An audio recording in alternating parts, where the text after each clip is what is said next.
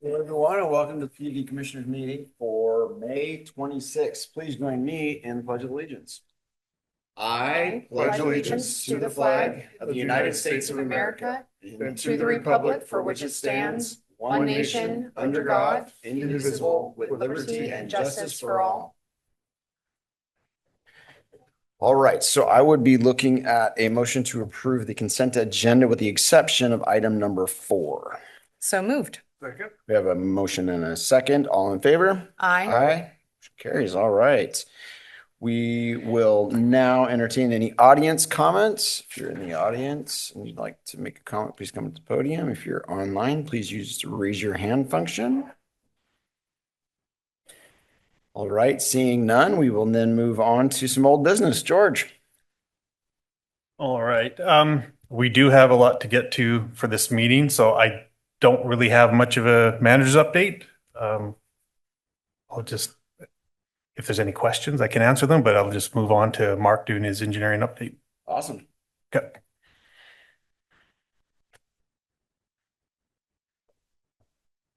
Right. So I've also truncated my engineering manager's report, I guess, for the department update. Let's see. But of course, we always start off with our mission, vision, and values. Here is a summary of projects that basically this is our list of capital projects that we're working on for the year. There's only a couple that I want to talk about. As I think you know, the Mount Vernon Hillcrest pipeline project is on hold. We ran into some permitting conditions there that were unanticipated. And instead of that project, we are working on the Peterson Road project, which is in permitting with the county, and the SR9 project from basically Mosier Road, 900 feet south. And both of these projects, I mean, fortunately and unfortunately, we have a number of level 9 priority projects to choose from, and both of these fit that bill. So that is the equivalent of the Mount Vernon Hillcrest project. The other project I wanted to talk about was the disinfection system. Just real quick, I mean, we have 90% plans, we're in on permitting, and we expect that to go to bid this fall, if not sooner. Our budget appears to be on track, and we will update that as we get a firm construction estimate with the 100% plans. And then the last thing is the Alger I-5 pipeline project. Kiewit has advanced on the Alger interchange. They've done the northbound lanes, the culvert under the northbound freeway lanes.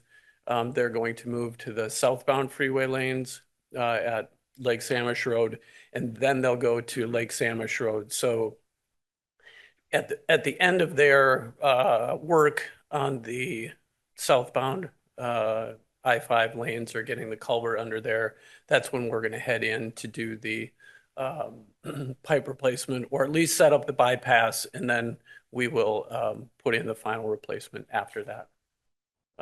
And we expect that because of the major freeway construction is shut down between June and July 8th for the FIFA tournament. We will it's going to extend their construction out a little bit. It's going to extend ours out a little bit. Originally, we were thinking we would have to go in June, but it's looking more like August is when we will be in there. So that is it for me, unless you have any questions. This is a great graphic, by the way. Thank you. Should I go back? No. How am I back? Right. Thank you. Don't go back. No. All right. Then we can move on to the water rights lease program background operational considerations. George, you're quarterbacking this as well? Yes, and I am going to get my screen up.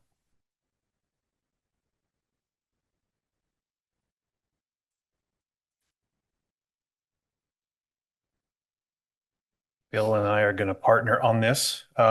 So there are some things at your table.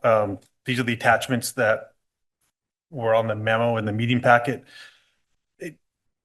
Bill's going to put the same tables and information up, I believe. And so it's just for you to have and to take away as well. I didn't print out my presentation, but I can send that along afterwards if you choose. There's going to be a lot of information on that, so that might help.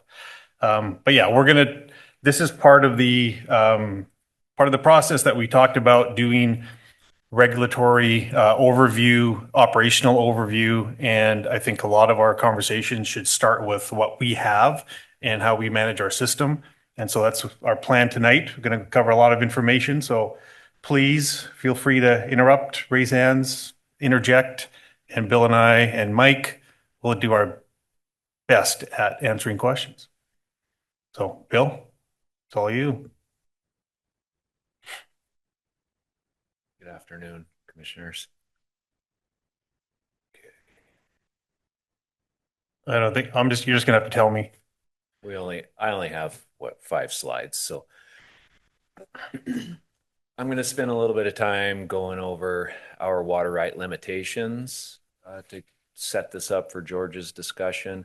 And the slides that I'm working through, they are not a duplicate of the information you have from the attachments. Some of it is, but for example, there's excerpts out of our water system plan with the full water right tables. I don't have all of that up here, but there's more information there that we can talk about if we need to.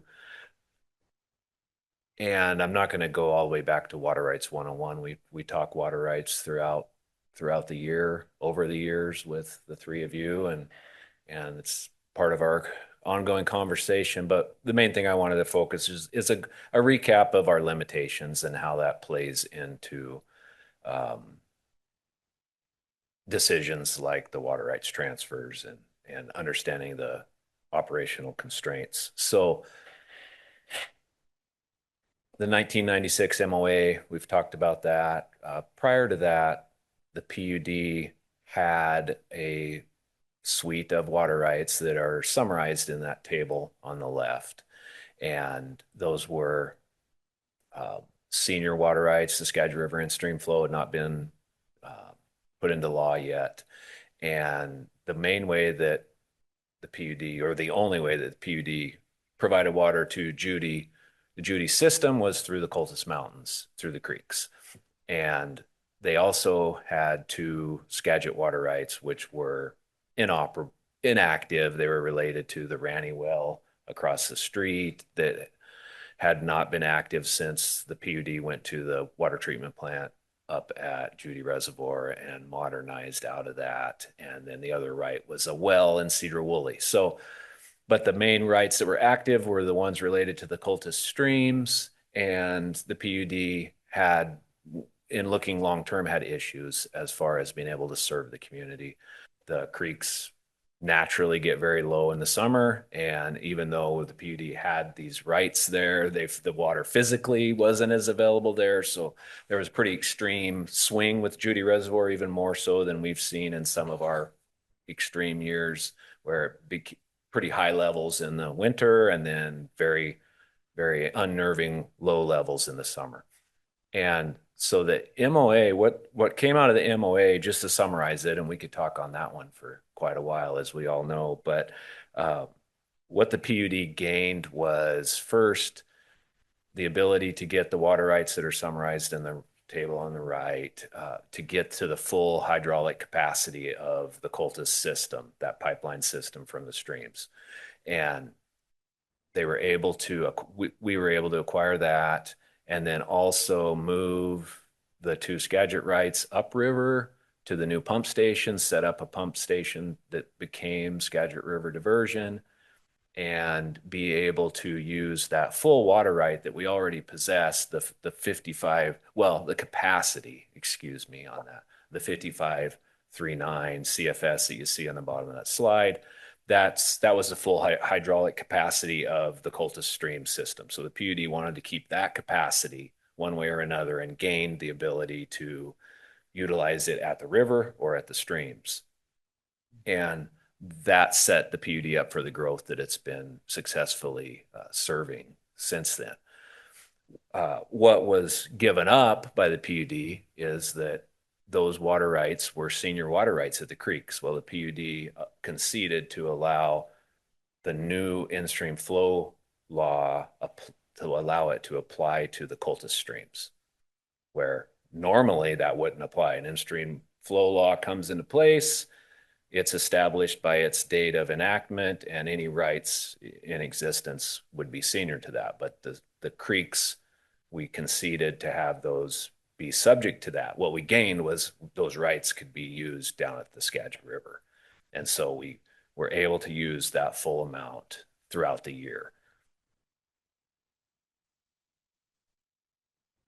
And the PUD and Anacortes funded the study that went into the in-stream flow law, and the tribes agreed to not challenge these water right changes. So there were a number of changes that had to happen, as I've talked about, with adding the Skagit as a new point of diversion and these new water rights to get our capacity and a new water right at the Skagit River. The tribes agreed to not challenge any of these water rights that are specifically described in the MOA.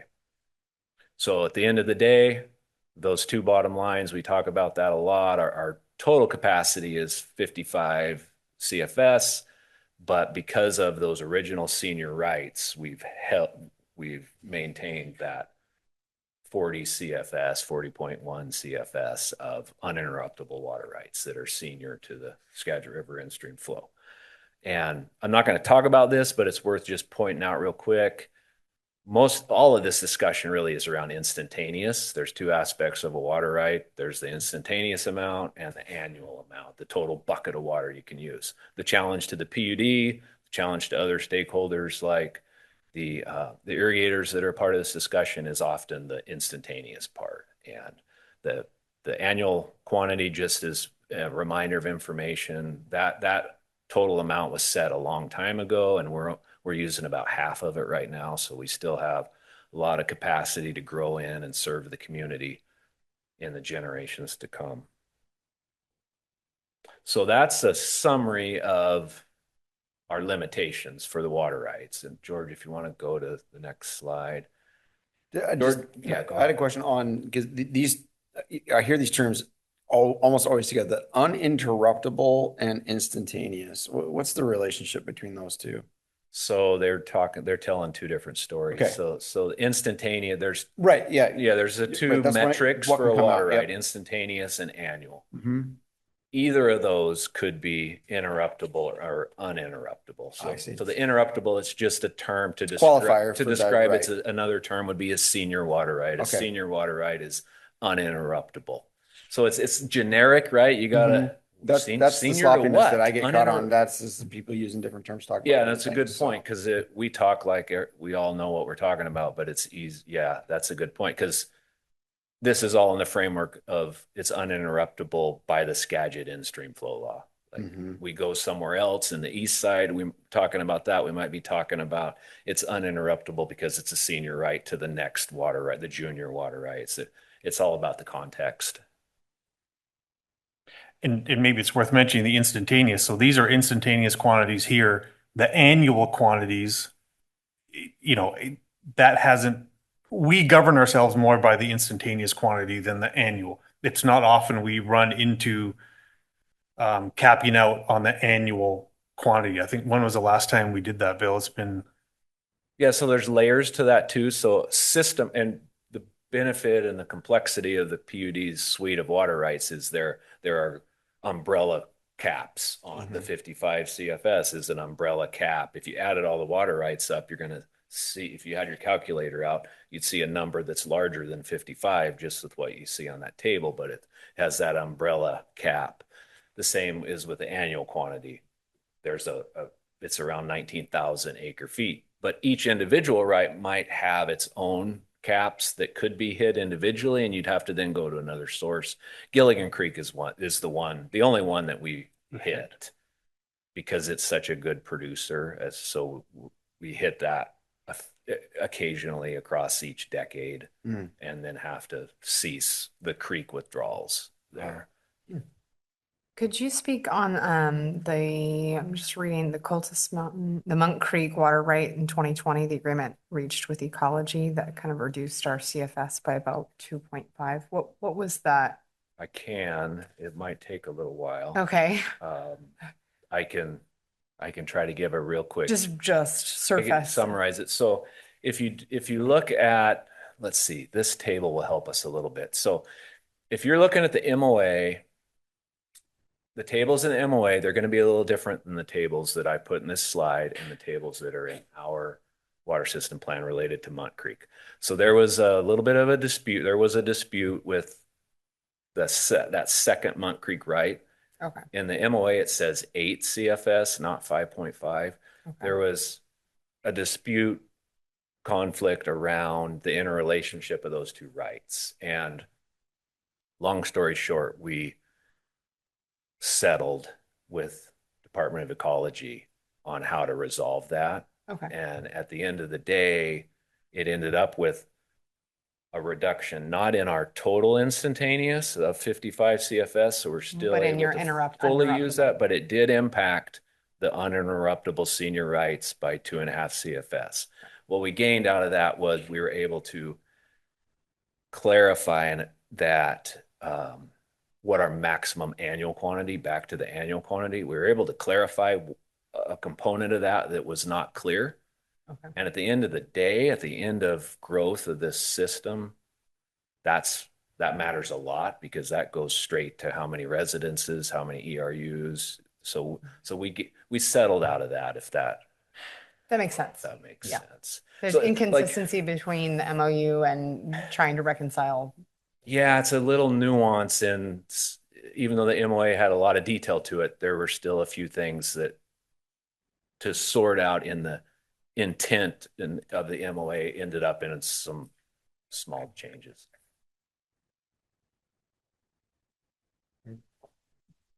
So George is going to talk more about this, but this is a brief recap of this. This is 2021 prior to rolling into the pilot program and some of the adjustments that changed our normal ops. And this is a good example of the pump station came into operation around 2011. So that was the new era of the PUD. 1996 was the MOA. That's of interest. It took us a while to build the pump station, get it rolling, get it in action.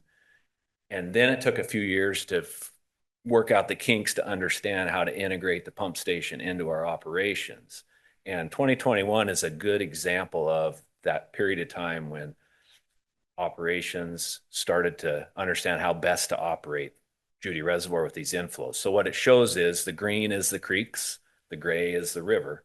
And with what we gained out of the MOA, we're able to bring stream water in, affordable stream water in the winter. And then when it's not available in the summer, we're able to run the pump station. And that this is showing around it, the 15 MGD on the left, that's inflow elevation of the reservoirs on the right. That's same curves that we see all the time. You can see that the pump station in the summer's running about 15 MGD. So that's 2 pumps. So in general, with where the system's at now, that's generally what's needed to best operate the reservoir. And you can see even with that, if you look up at the red line, which is the reservoir, we still lose some ground because we're using a lot of water in the summer. And so that's where it's at now. And then moving forward into the generations, the creeks, they vary year to year rainfall, but that bucket's fixed, right? It's capped by what you're able to get down the pipelines with our water rights there. So as the system grows, we'll pump more from the river. So as we go to full build out, full development of the system, you would see that gray probably would spread out throughout the less efficient times of the year and also higher in running more pumps.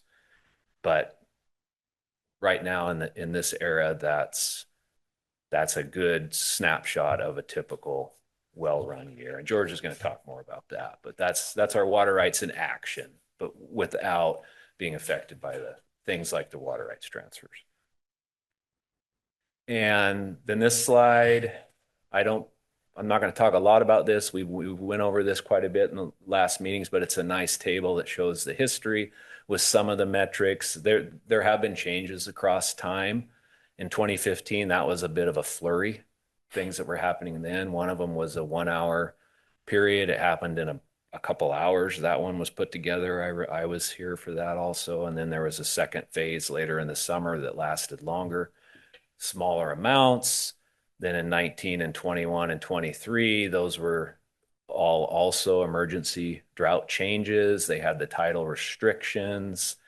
And then 24 through 26, that's the pilot program that we're in now. I've added some text to call out the Fish and Wildlife to try to talk about it in one block, but that there's a little bit of a difference in 26 compared to 24 and 25. So that's what that information helps to see. Some of the adjustments that were made over time. If you want to go to the next one, George, this is another nice visual of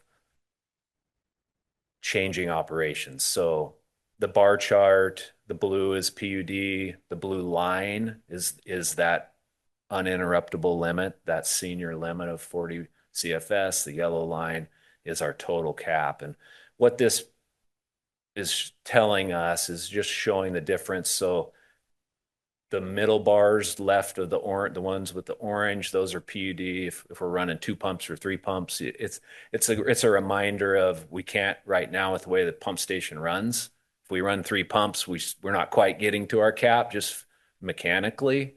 If we turned on 4, it would be over the limit, but generally we run 2. Sometimes we've ran 3 at periodic times in the summer, but generally we're running 2.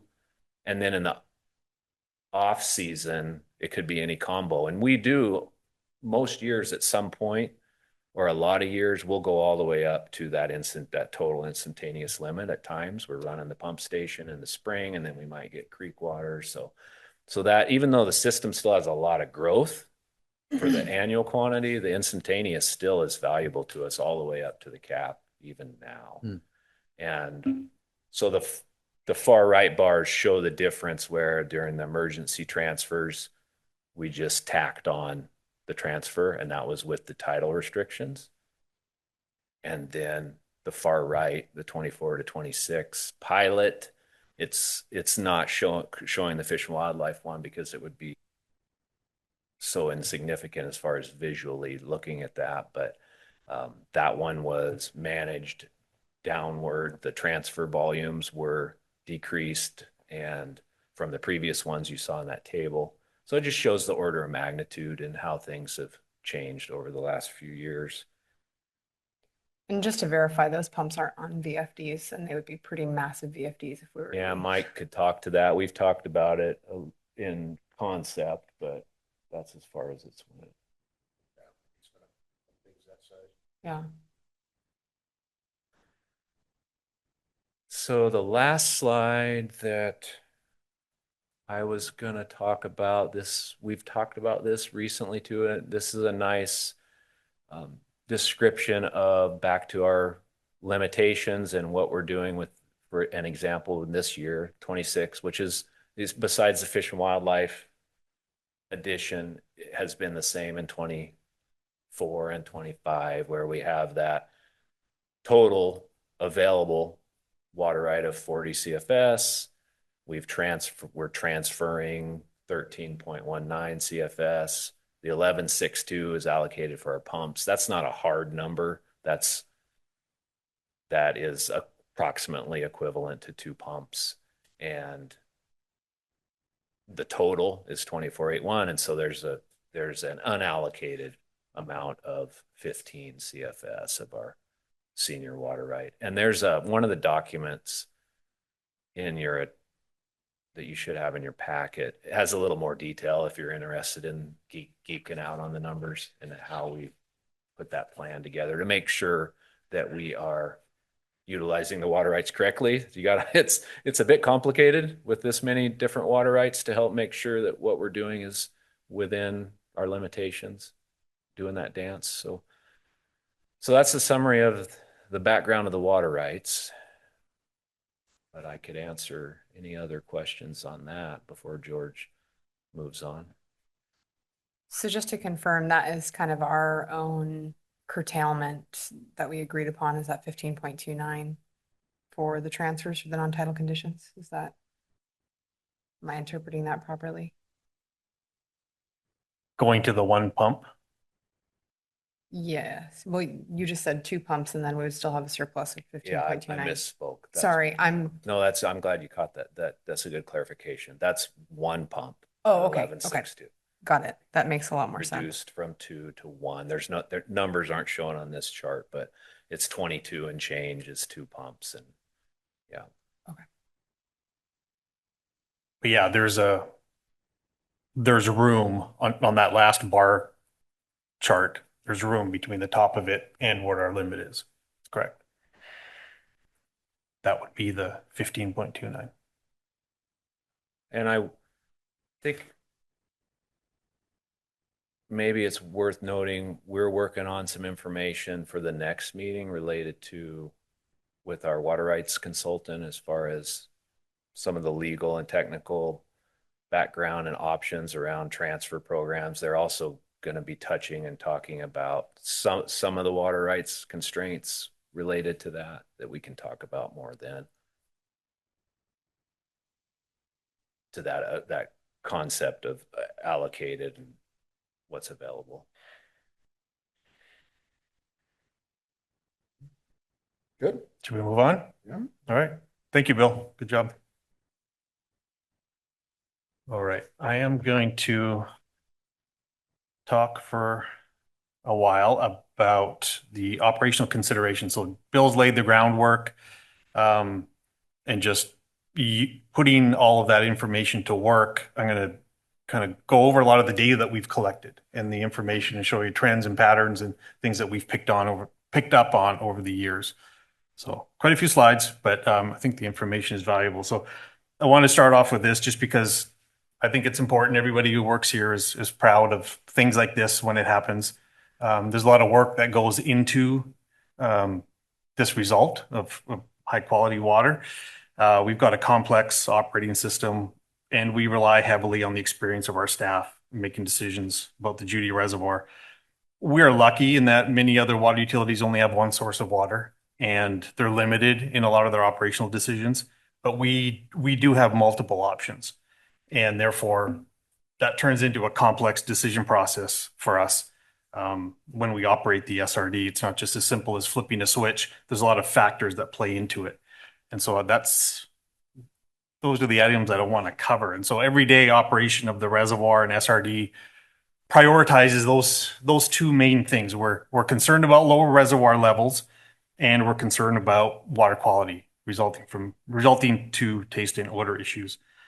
So I'm going to talk about a lot of the factors that go into making those decisions to provide high quality water. And the caveat on the bottom of that slide, this information is intended to be used later on in our decision-making process as we continue to talk about the water rights lease program. It's not intended to come to a conclusion today about operating the reservoir. I'm not going to end with any kind of recommendation, let alone a decision. So this is just meant to share information that we can use as we continue to talk about this at future meetings. Bill showed this graph earlier, and as he said, it's a good example of how we operate the reservoir. This is 2021. And as Bill pointed out, the green are the creek inflows in the fall and winter. And then we have the gray, which is inflows from the SRD. And this is a typical pattern. Summer flows, spring, summer, fall flows from the river, and then the streams kick in at periods of time in the fall, winter, and spring. And there's overlap. We do get that at different times of year, just based on conditions. And we make decisions around the SRD and the creeks when we have the ability to do that. And so in comparison, this is 2022. This is just the following year. And you can see that it's different. It shows a lot of pumping from the SRD in the summer, but there's barely any stream inflows in the fall and winter, October through December. And the reason I wanted to show this is it points out that every year is different. The weather is different every year.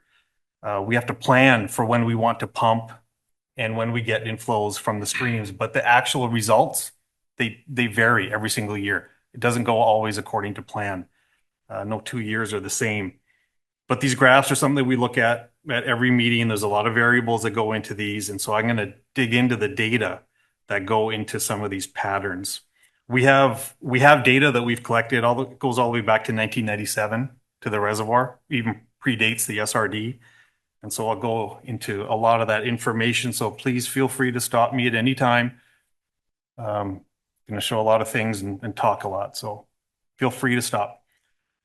I'm going to show a lot of the data on this graph. It's just a generic graph. It's not any specific year, but it's got a timeline along the bottom. So it's an inflow analysis of a typical year that we operate the reservoir in. And so in a typical year, we get stream inflows that usually start in October and they usually go until about the end of April. That's a very broad generalization that changes every single year, as I said earlier. But in general, this is what we've come to expect, and it's what operations thinks about when they're making or preparing for decisions. Another, again, broad generalization, but this is our typical SRD pumping window. When we think about operating the SRD, we typically think about starting it in April and ending it around the end of November. This isn't a hard window though either. I mean, Pardon? this is not a hard window that. It's a window that we have set, and I'll get into that in the very next slide. It's a window that we have that we like to use because of cost considerations from PSE. And so I'll touch on that on the very next slide. But this slide, just before I get off this one, it does overlap. The SRD and the streams overlap. As you can see, these are typical. It's a generalization, as I said, but it's typically when we see things inflowing from either of these, and we do have decisions to make when they overlap. But getting to your point, Commissioner Lindquist, cost implications. So in December, January, February, and March, that's when we see significantly higher electrical demand charge from PSE when we use the SRD. So we don't use it in those months unless it's absolutely necessary, and that's rare. So in those months, in addition to the electrical consumption rate, we pay a demand charge for any month when we're using the pumps, even if we start mid-month. So we typically start operating a pump the first of the month so we can maximize our demand charge. In addition, if we trigger a demand charge in those winter months, it also increases the demand charge later that year in the summer months. So it's not just, it kind of sets the rate, a higher rate for the rest of the year. So that's why that SRD pumping window is set up the way it is. We're trying to save money, and just a lot of those decisions can really impact the entire year. And when you don't really know what's going to happen the rest of the year, you're always trying to look at right now and what's a smart decision now. So yeah, that's typically what we look at in terms of stream inflows and SRD pumping windows, kind of sideboarded by the higher pumping costs that we see from the from PSE. So this is a graph I'm going to come back to often during this presentation, but let's look a little bit closer at stream inflows. So this is the 2022 graph. And like I pointed out, from October through December of that year, it's just a generic year, we had or did not have a lot of stream inflows in the fall. So that doesn't mean that it didn't rain that fall. It just means that we weren't able to divert stream inflows.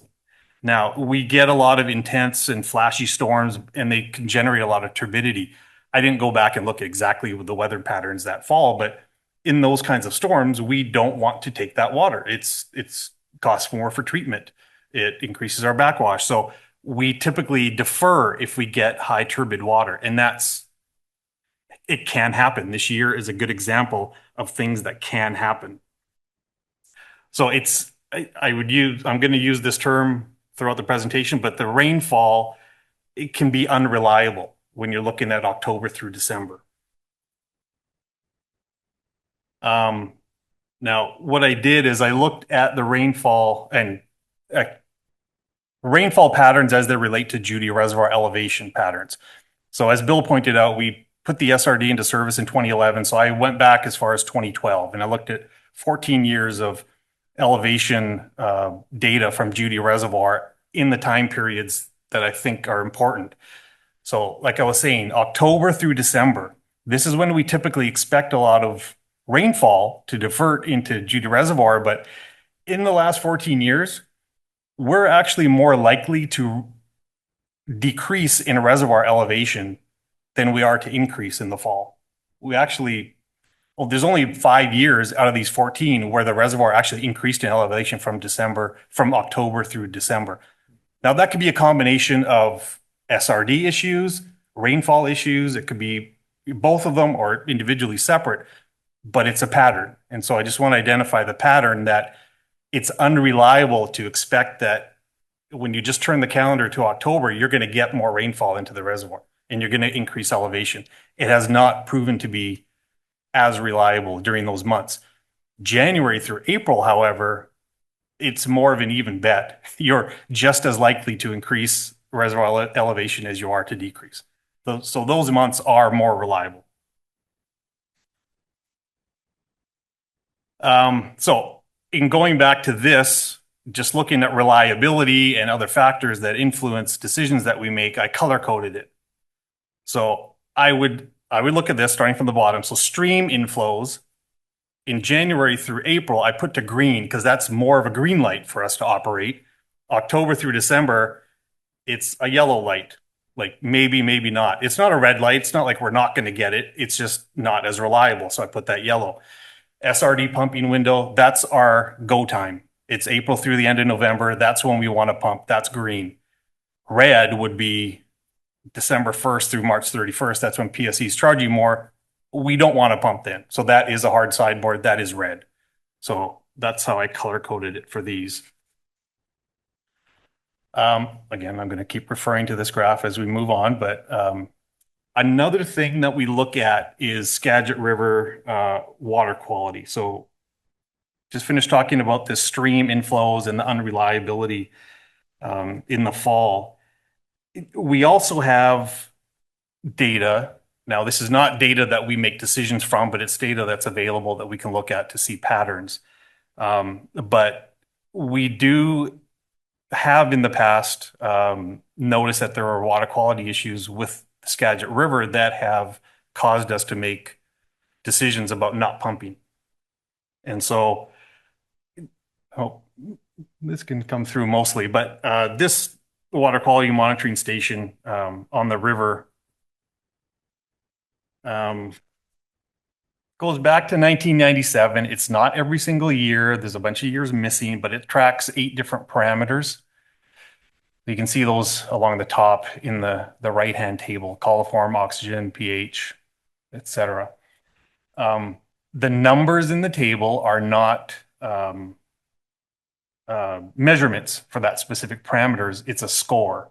So it's a score from 0 to 100, with 100 being very, the best, 0 being the worst. And it's also color coded to make that easier to read. So lavender is good, yellow is moderate, and red is poor. So the columns that are most of concern to us are the turbidity and suspended solids columns. And so what Ecology did is they took all this data for all these years and they created a table that looks at water quality by month. So this is by year on the left-hand side and by month across the top. And so again, it's scored from 0 to 100. And looking at this, now, again, this doesn't influence our decisions, but it kind of shows a pattern of what we see in the river that we have seen in years past. But the months with the most lavender scores, which are really good water quality, are from January through May, I would say. Other months show some moderate water quality scores.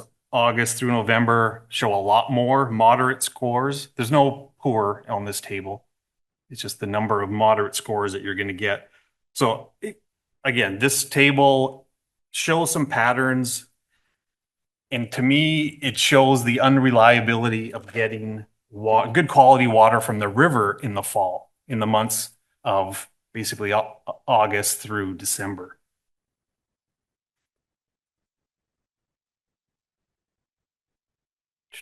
Let's see. All right, so taking that information that we gleaned, adding it to the graph, again, using the same color coding, I would say January through May are green for river water quality, and then June 1st to the end of the year is yellow. I don't think there's anything red, but there's good times and then other times which maybe are a little bit less reliable.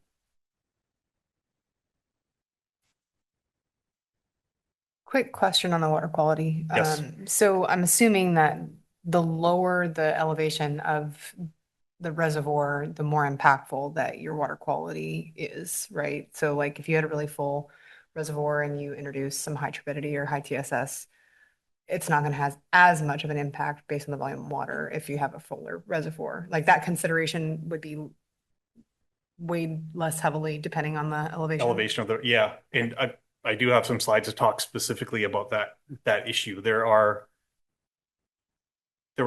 reasons, there are things with the reservoir that impact water quality. Mhm. And yeah, reservoir elevation is one of them. So yeah, I'll touch on that as well. Okay. But I'll pause here just in case there's any questions of what I've shown so far, or okay, tracking along. Good. Right. Okay. Now I'm going to look at reservoir levels a little bit more carefully. So good timing on that question. I want to look at reservoirs going back to 2017. So as Bill was mentioning, the first 5 or so years of operating the SRD, we were still kind of learning how to integrate that with the operation of the reservoir. About 2017, and I cut it off at 22 here just because that's when the transfer started. But the window from 17 to 22 is a good time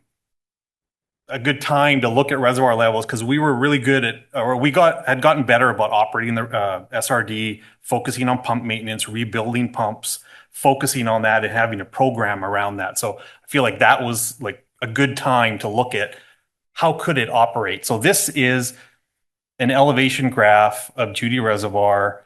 It's a range. So the bottom of that range is the minimum average from 17 to 22, and the top of it is the maximum. So it's a fairly consistent band, goes from roughly 450 and our spills at 465. So it's a very, I don't want to say a narrow band, but it's a consistent band in terms of reservoir levels. Also on this chart, if at 440, I label it as our historical minimum. So that's typically has been about the lowest, or maybe just around the lowest that we bring the reservoir down to. So looking back to 1997, there were a few years around 99, 2000, 2001, prior to the SRD coming on board, that we got into like the high 430s, 438, 439. But in the last 25 years, it's only happened twice. So I'm going to use that as our historical minimum. That's also the level we put on our Judy Reservoir graphs at all of our meetings. We use 440 as our kind of bottom, even though the bottom of the usable storage is 430. But the focus of this is on that narrow band of the range. But so I'm going to change the graph just to show the bottom at 440 to show you that's where we typically go. Now, 17 to 22 shows this band. 23 to 25, this is the band. So as you can tell, it fluctuates a lot more. It's got lower lows, and there's that pattern of going up in the spring and then coming back down in the summer. And this band is from 23, which was a transfer, and then 24 and 25 was our pilot program. So just looking at those, just the typical operation and reservoir level have changed from the pattern that we had in that 5-year period. Just to provide some clarification about Yep. 2023, that year did not provide any curtailment on our SRD pumping. It didn't, no. Right, okay. So Nope. just wanted. So ignoring 2023, I'm going to look at 24 and 25, because that was curtailed. So these are, I think, important years. So 24 is the blue line. And so so where the blue line starts over on the left, it started really low at the beginning of the year. We had SRD transformer issues at the end of 23. You remember that? So we didn't start off 2024 very well, but we pumped like mad to get it up really high by June. And then it came down. So 24 had a high fluctuation year. That was something that contributed a lot to that range in that previous chart. But I would look more at 2025 just as an example of something that we need to look at. We did also have some pump issues at the SRD in April in 2025. So we got a late start on trying to fill the reservoir. So we got it up to just over 460 by June 1st. We did, so then we curtailed to one pump June 1st. It started coming down. We got or the river came up at the end of June, early July. So we were able to actually turn the second pump on and fill a little bit because we got some rain. But then obviously that rain stopped. And then we went back to one pump. And then that was the slope of the line that we watched for nearly 2 months going down. And that was the line and the slope that made a lot of people nervous. So that slope is one pump.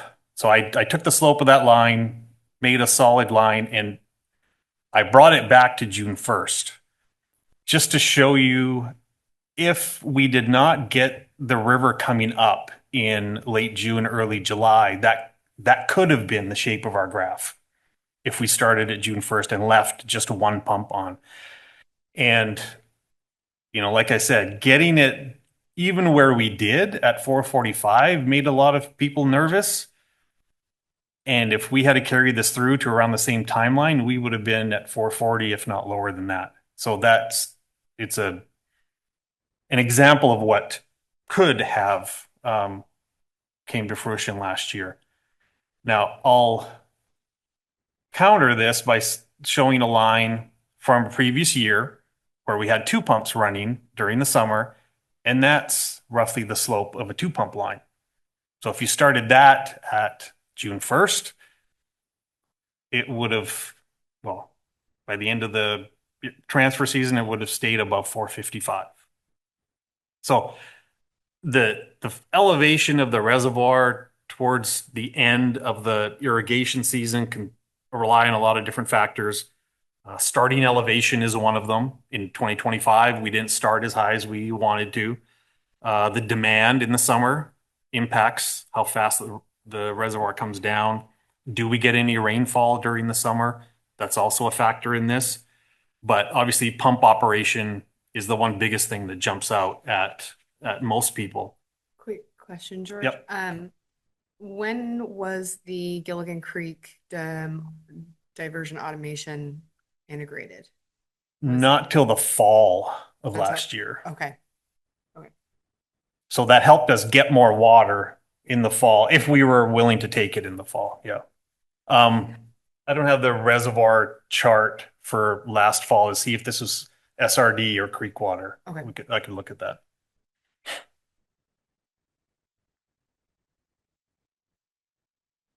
All right. And then these are just some of the things that, we have the SRD. We're doing a good job at maintaining it and being proactive in our maintenance. But like Mike was talking about earlier, these are large pumps. These are 900 horsepower pumps. They can pump a lot of water, and they do not come without their own issues. We can do our best and plan ahead, but even just this year, we had some issues with the motor control centers. We have maintenance issues. We had a transformer issue. Obviously, we're going to be proactive and try and keep those from happening, but they do happen. Just a quick question on those pumps. Why was that size selected? Was it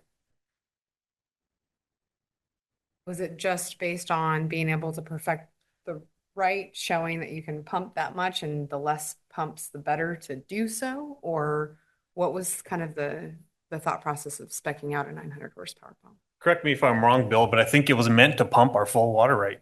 Yeah, they have to. I'm Yep. just wondering if there was, like, the number of pumps, was it too many more if you downsized too much more on the size?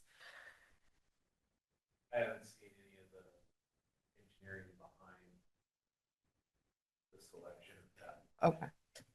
I'm just curious because they were really massive pumps and I didn't know like how many more pumps would you need in order to perfect it if you were at a smaller pump size? Because having a smaller pump that doesn't necessarily trigger that surcharge, like what size of pump would you be at? And then maybe it was just a magnitude. There's just, you couldn't make a big enough building to have, 10 Yeah. pumps or what have you. I'm sure there's an optimization Yeah. scenario that went into how many pumps versus the size. Yeah, I'm with Bill. Most of it was all designed before I had anything to do with it, but my impression was always that that was the amount of pumps that we would need to pump our full water right if need be.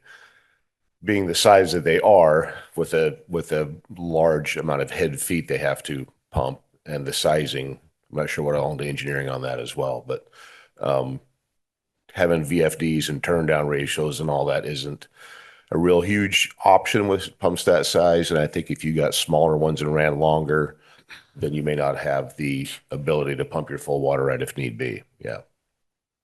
If that makes any sense. No, that completely Yeah. makes sense. And I think the bigger issue outside of the pumps and motors that we fight more than anything is weather, river conditions, things like that, that are out of our control, more so than mechanical at times.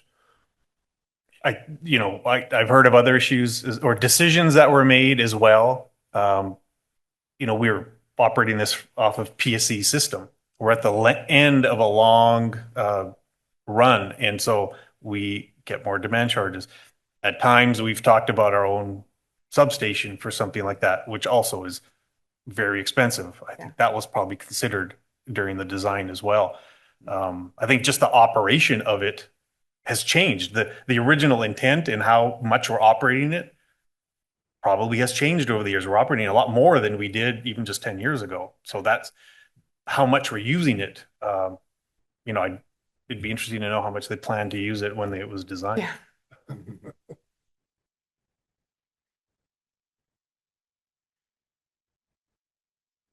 What other questions have come up so far? Lots of them? That was- Too many? That was my No, biggest it's one, good. is just Okay. pump Good size context. and what triggers the surcharge and.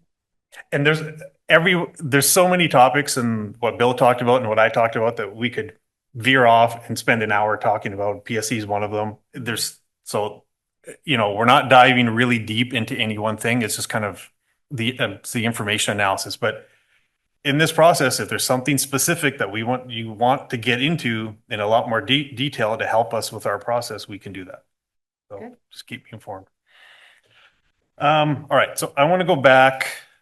So I mentioned this at the beginning of the presentation. So these are the operational priorities that we think about the most.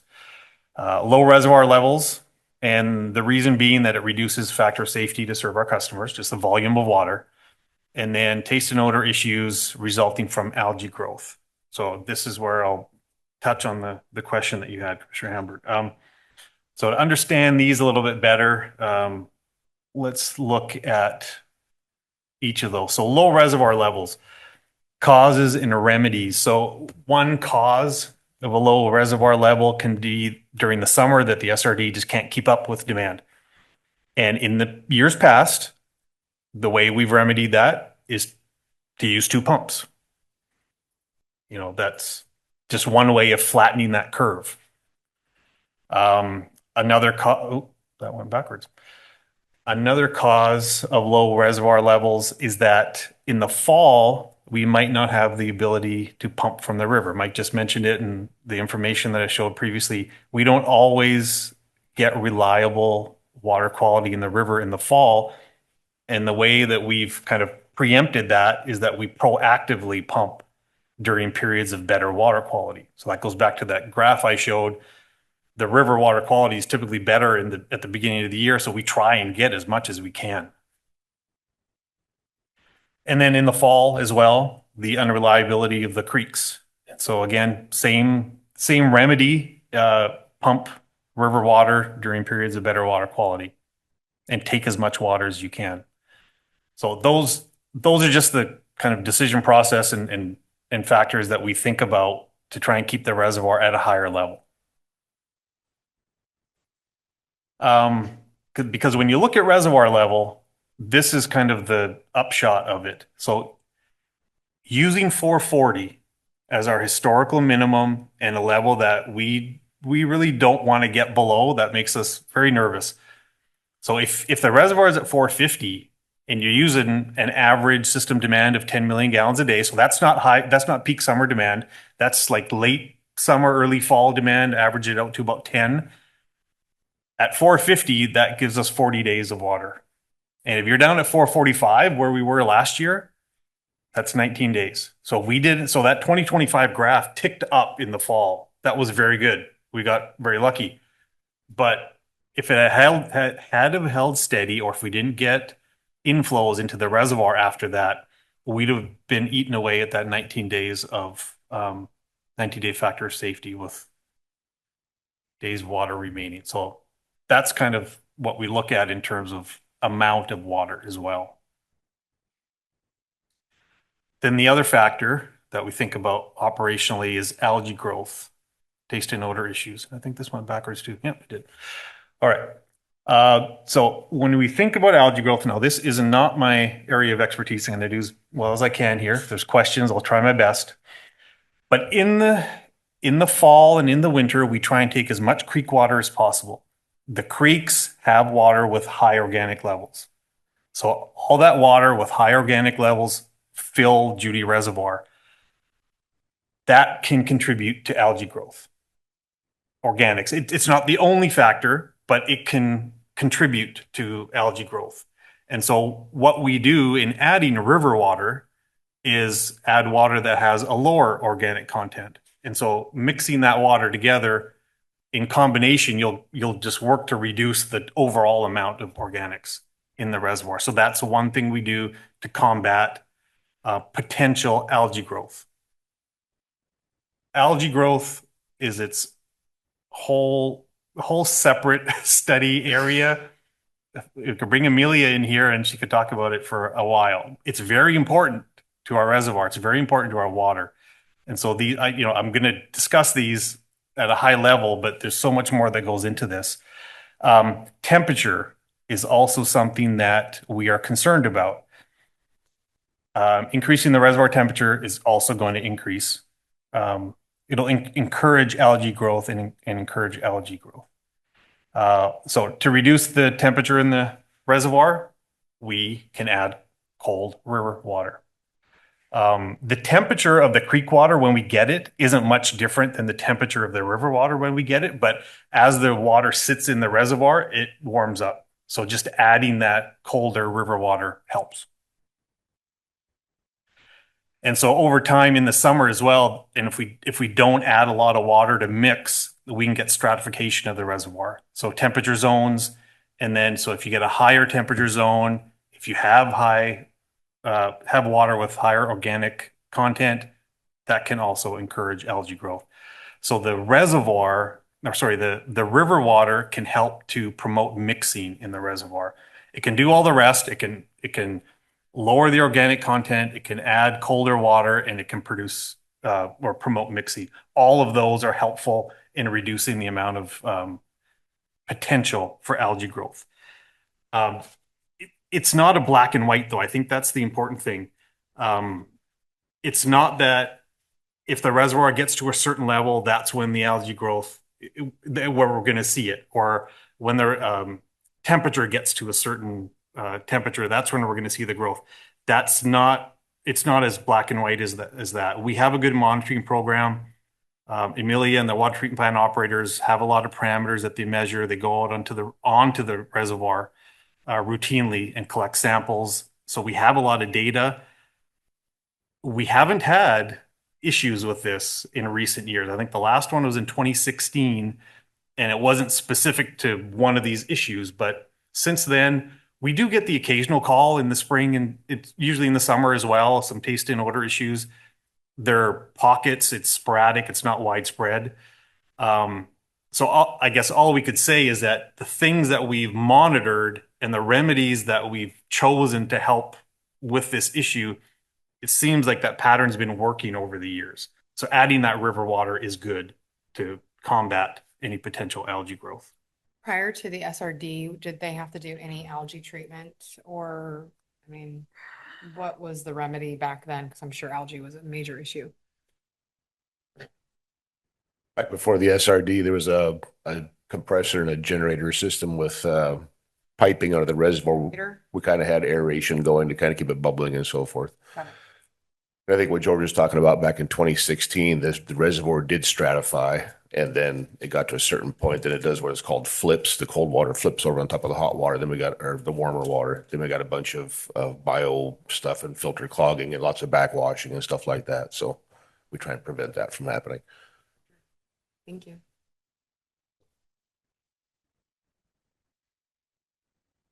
All right. So I'm going to go back to this after looking at kind of the inflows, the SRD, the river, the reservoir, and just looking at the way that these factors that I have them color coded here. And again, this is generic. It's a broad generalization. Those are the really good pumping months for the SRD.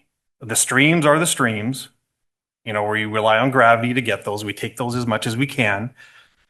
But that circle roughly targets when we like to pump and want to pump a lot of water.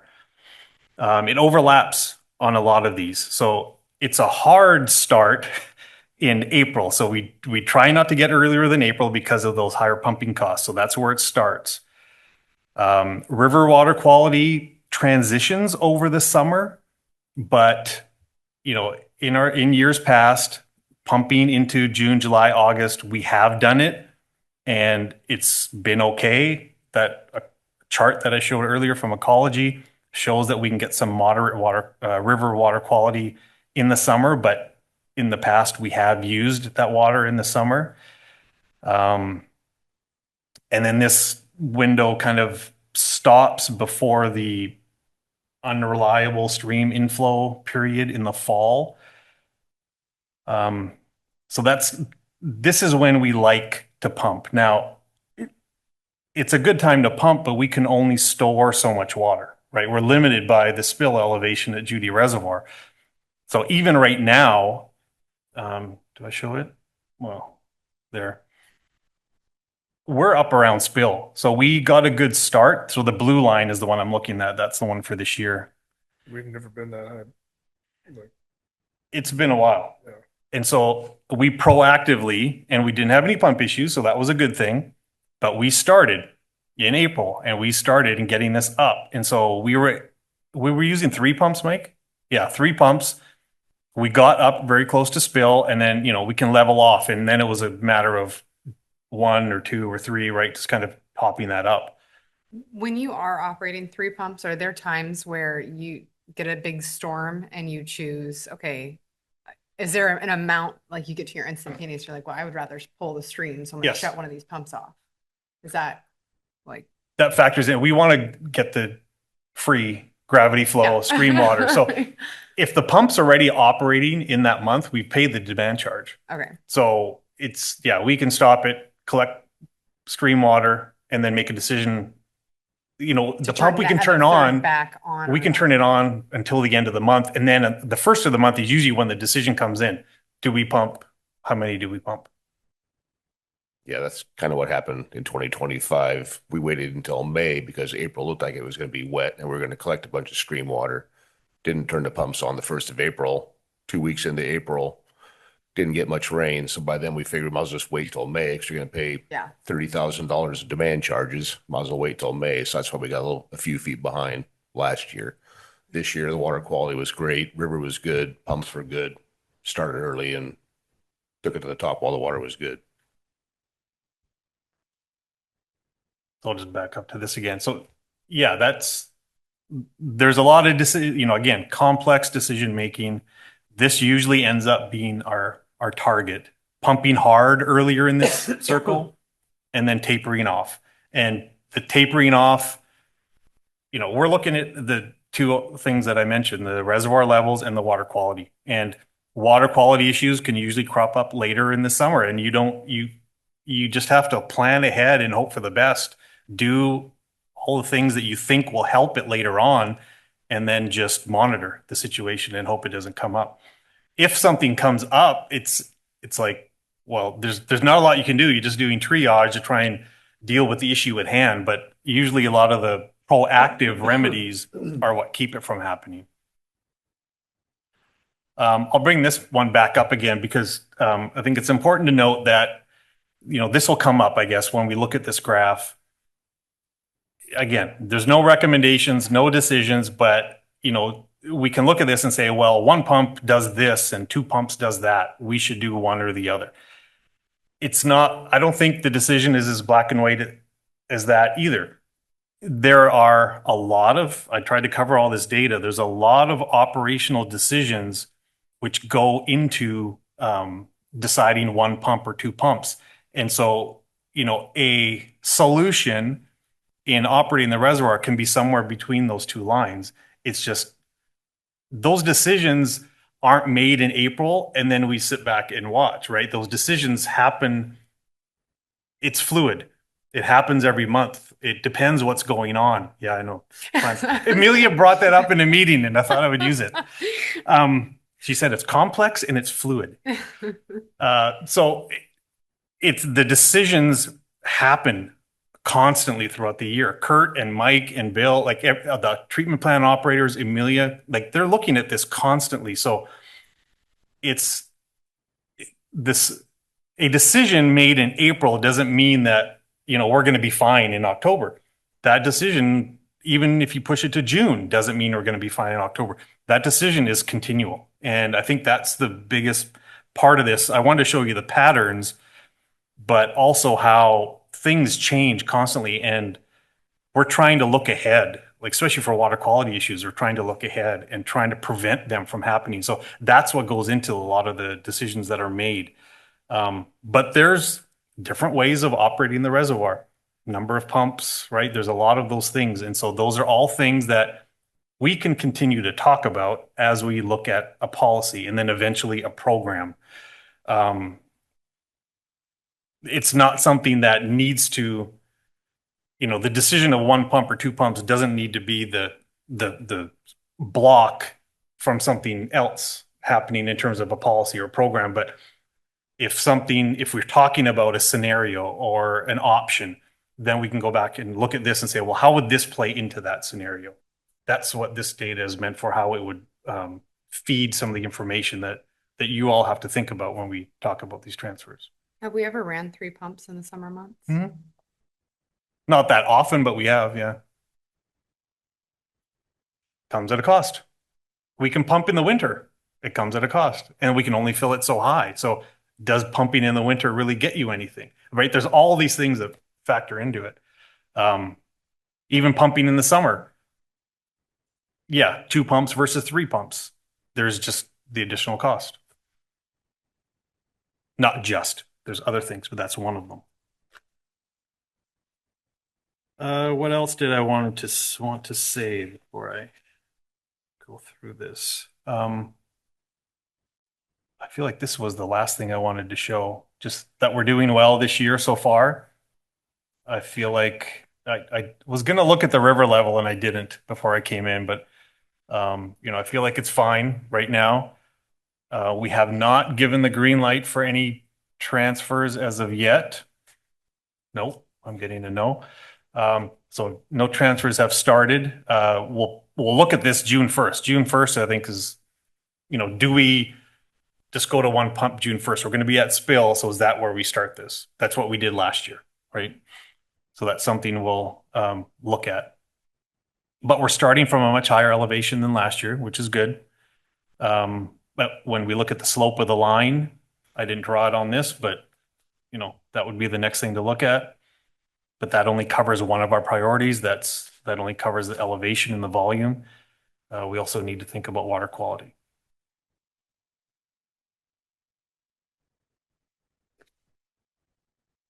And then I just threw these in because that's what we're doing. That's our process. and we're still in that first box, doing a legal or regulatory review.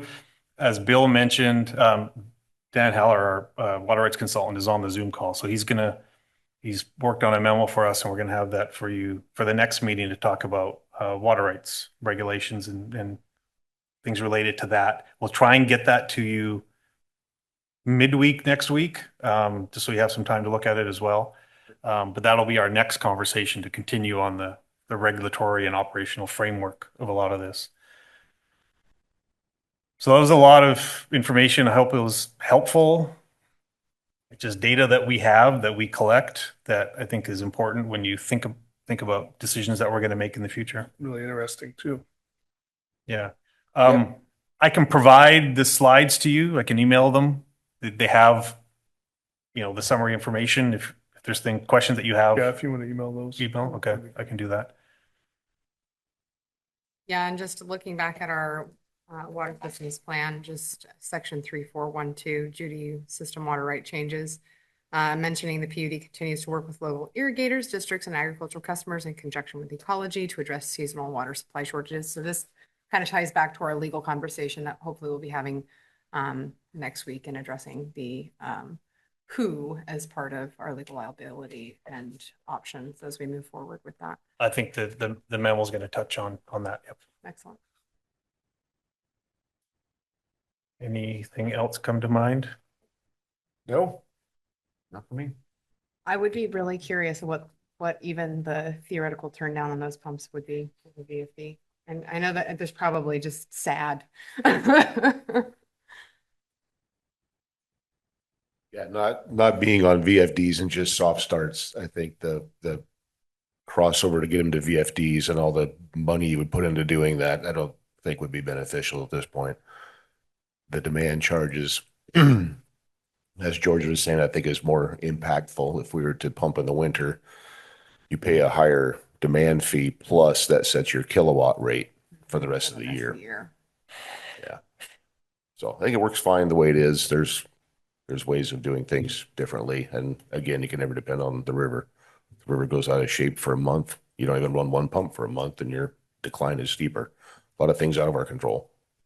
And was it Munt Creek, or which one were we looking at an additional automated diversion? Was it Munt? Munt Creek, yeah. Okay. Yeah, our second biggest provider. Thank you. Excellent.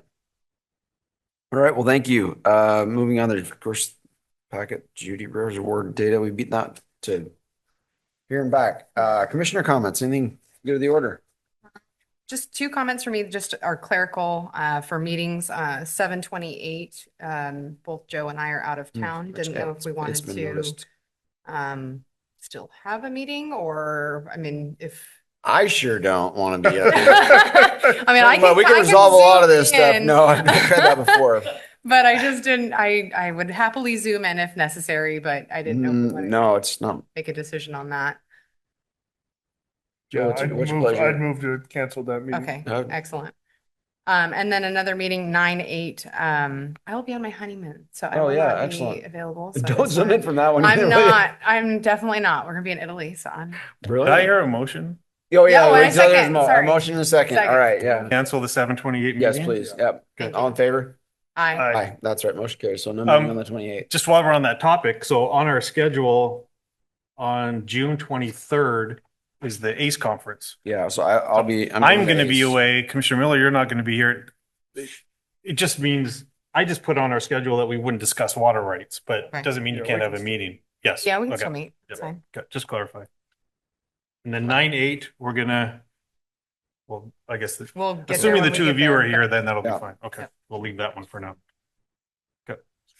All right. Very last thing, sorry, SCOG no. meeting, the lead entity update. So the county and the tribal partners and came to an MOU in regards to major project funding and working with the irrigation districts and diking districts in the county on those larger projects. And so SCOG decided to do no additional action on the lead entity delegation. So that's taken care of, and that's really exciting to hear that they reached an MOU and get some big projects going on for salmon recovery in the county. Do we know if GOG will send representation to the stakeholder meeting, or are they just gonna let everybody be there each is? I think they're just gonna let everybody be there on representation. Excellent. Well, you can always report back to the group on what's going on too, Yeah, so. for sure. Let's go first. That's All right, it. joining? Nothing No, for me. we are good. We will adjourn at 5:45.